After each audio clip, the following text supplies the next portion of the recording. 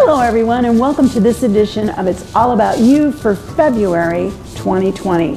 This month is Black History Month. Locally, here in the city of Urbana, it is also a time to commemorate the countless contributions of Urbana African Americans, many of whom lived through and surmounted the scourge of segregation, racial prejudice, and discrimination that have enriched every fiber and the vibrancy that exists in Urbana today.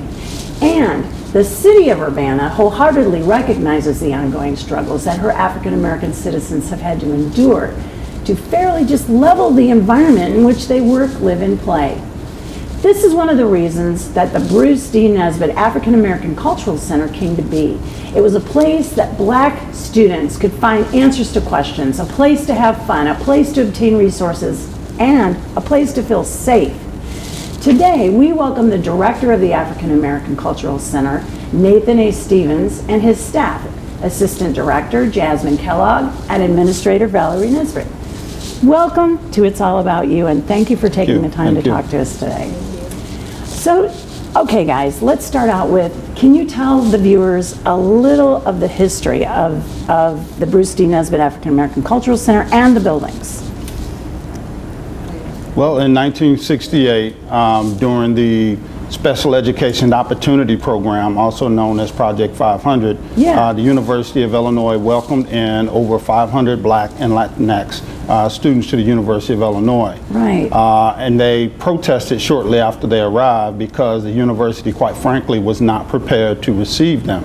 It is my understanding that they sent out an invitation to 500, expecting maybe 200 or so to respond, but when 500 responded, the university did not have room for them in terms of space and locations, and so the locations that were allocated to them were not acceptable. But then in some cases, the locations were great, but they were removed from those locations to be taken to the lesser locations. And so that resulted in some protests and some uprisings, and over 234 of them, I believe, were arrested during the uprising. One of their demands during the protest was that they have a space for them to build community, to support one another, to learn about Black culture, as well as to engage the community. And so one of the demands was a space that we are currently in. Oh my gosh, you guys, I just can't believe, like, you know, you send your child off to college and then they're not welcome. I mean, isn't it just, anyway, I digress. But, okay, so can you tell me, like, the history of, we have this awesome building, and if you guys ever have the opportunity to come down here and just check it out, it's wonderful. This wonderful building, but obviously it didn't start out as this wonderful building. So can you talk a little bit about the history of how you ended up here? Yeah, this is actually the fifth and asterisk final iteration of the Bruce D. Nesbitt African American Cultural Center. The first building was located up Nevada Street a little bit further. The second was actually next door, which is now Asian American Studies. And then the third iteration is what most people affiliate with, the BNAC, also known as the Black House, here on the corner of Nevada and Matthews. That was the old red brick building that was here for quite some time, but that building became dilapidated and uninhabitable. And so it was closed temporarily, and we replaced the temporary location over on 51 East Gregory Street by the university. Oh, okay. And we were there for about 5 years, and so that was the fourth iteration. And then the fifth and final iteration is this building here that was opened in April 9th of 2019. And so last year, actually, we celebrated the 50th anniversary of the BNAC. And so our year before that, we celebrated the 50th anniversary of Project 500, which was in 1968. Oh my gosh. So I know Mr. Nesbitt. I mean, I knew him as a little girl. He was a very nice man. But I know he was a police officer. So can you just tell me a little bit how he made that jump to being involved in this? I mean, that's a significant jump. Because he was big on community as a police officer, so he wanted to help serve the community, and that's what he did. But then he got into the U of I, And then they had him doing where he would be working with African Americans, and this is still community and still more. And again, Mr. Stevens mentioned that it was a lot of families or students that didn't have placing. And then that's where he came in, and he thought to be more resourceful, being able to help at the university, helping students. We would have students stay with us, live with us.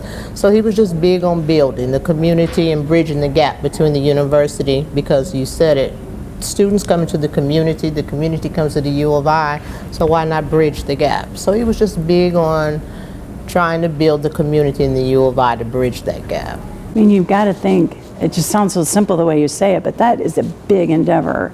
You know, and I do remember growing up, as I did, some of our African American students at Urbana High School, they would talk about how kids from the U of I were staying at their house, you know, all the time. And so that's pretty cool how you guys reached out. I mean, You have to have an open heart and be willing to share. It's a lot of compromise, it's a lot of love, but again, it's built on a foundation. That's all I knew. to me, that's why I want to keep this going, like the historical aspect of it. You know, I think it's very important to remember history, also so we don't repeat it, but also to celebrate it too. You know what I mean? If I could. Yeah, interject a sure. little Jasmine, bit. go right I ahead. think also too, it's pretty cool that it came like full circle. So the architect of the center, Dina Griffin, she talked about on the first floor how we have like floor to ceiling windows, kind of that need for the community to interact with BNAC and for BNAC to interact with the community, and so that exchange, and so for that to be Bruce's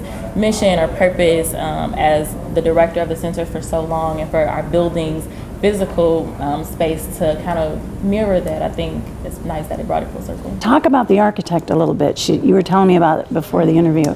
So she is an alum from the university, and she told us during the 50th celebrations that she won the bid to create the African American Museum in DC, the Smithsonian, around the same time that she also was asked to design this space. And so it's pretty cool that we have such amazing alum who are doing great work here in Champaign-Urbana, but then really all across I mean, the US. Smithsonian. Smithsonian, yep.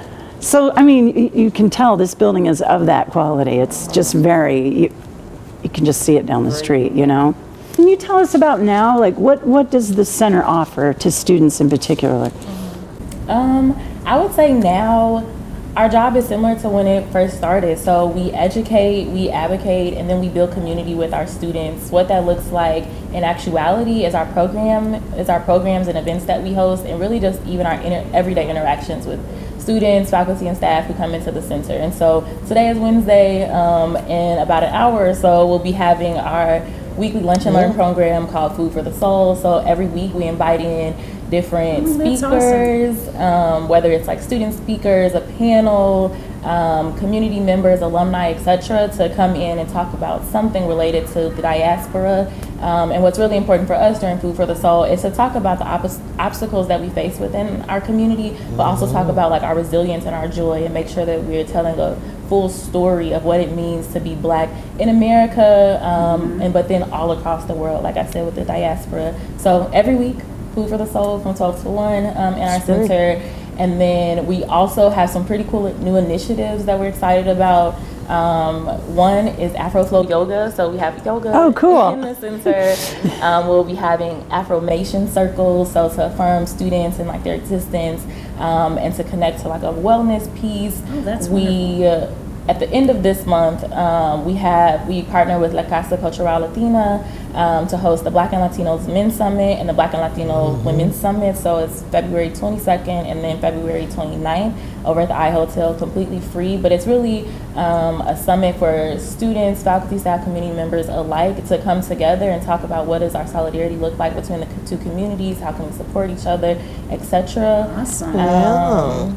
What else do we have going? So many new programs. We have Cooking with Carrie, which was a new one. So Chef Carrie Anderson is the executive chef in housing here on campus, and so she'll come in and once a month and do cooking demonstrations. So one, students learn like the practicalness of like, how do I prepare a meal for myself? But then two, she also has some sort of history lesson. So the first one that she did, she talked about how do you reclaim soul food.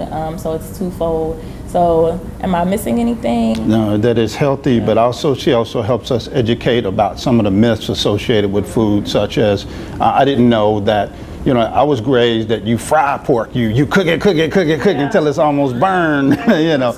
And she said that there was a time when that was necessary because of, you know, some of the worms or whatever else that was inside of food. She said that those days are long gone. And so now it's easier to cook like a pork roast with a thermometer to where once it reaches a certain temperature, it's done and you can maintain some of the natural juices. And so I'm like, oh.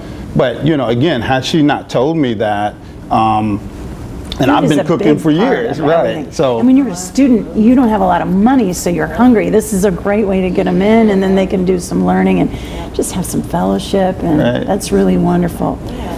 So, okay, everyone, you are going to see on this video a place where you can go and visit their website and check out some of the cool things that are going on at BNAC. Now I'm cool, now I know how to say. So when you talk about this place, it's BNAC, okay? So I just want to thank everybody for watching this video. Please share it and let others know about this wonderful resource for the community. And as always, it's all about you, Urbana.